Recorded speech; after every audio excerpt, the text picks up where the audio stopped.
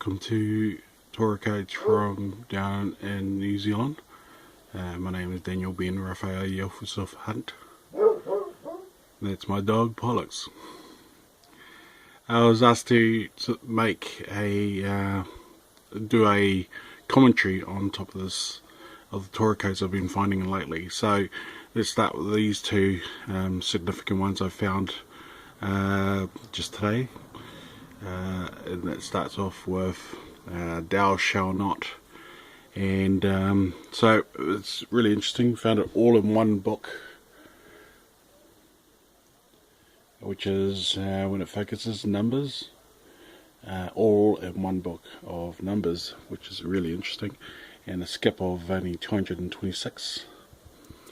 And what we found is we've done, as you know, my codes are naturally occurring words, 5-letter words or more, within 5 columns of the main search term, and just one letter between letters, which is for the words, as you can see. So there's no major extended skips on them.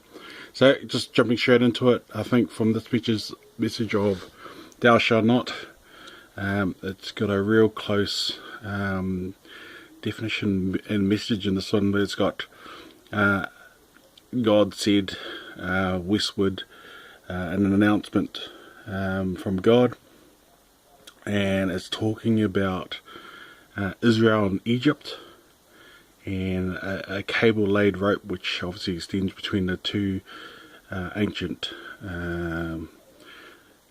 countries, and it's talking about not constraining either Israel or Egypt, and so that is quite interesting in that. But that's not the. If I go to thou shall, let's have a look at that one. What we have here was again all in one book, the Exodus, within 3 verses, a skip of 9. Again,